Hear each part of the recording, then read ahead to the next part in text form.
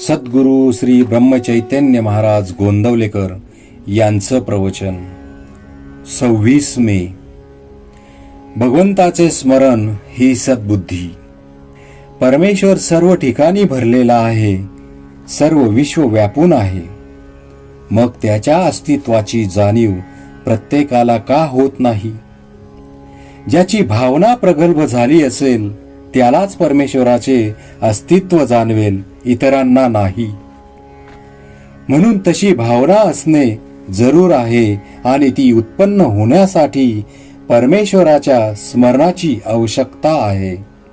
मी नामस्मरण करतो असे जो म्हणतो तो माझ्यावर उपकार करतो असे मला वाटते. कारण जी व्यक्ती नामस्मरण करते ती स्वतःचा उद्धार करून घेत असते, म्हणजे पर्यायाने माझ्यावर उपकारच करीत असते.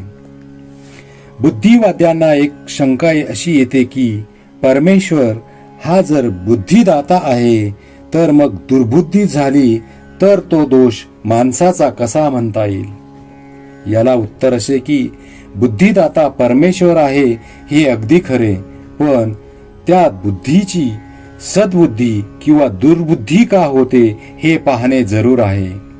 प्रकाश काळोख या दोहोलाही कारण सूर्यच असतो.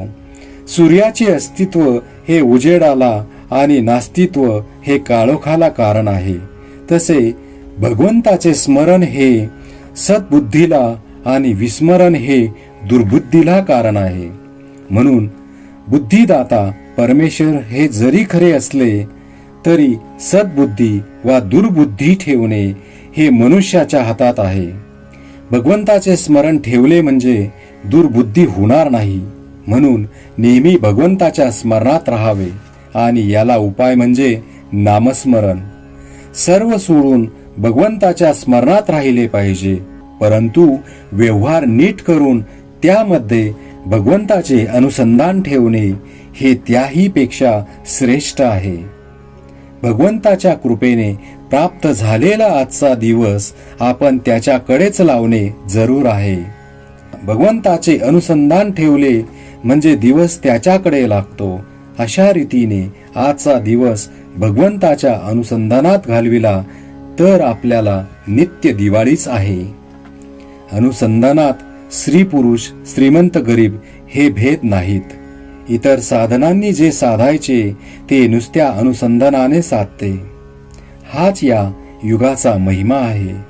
इतर विषय मनात न येता एकाच विषयावर मन एकाग्र होणे याला अनुसंधान असे म्हणतात.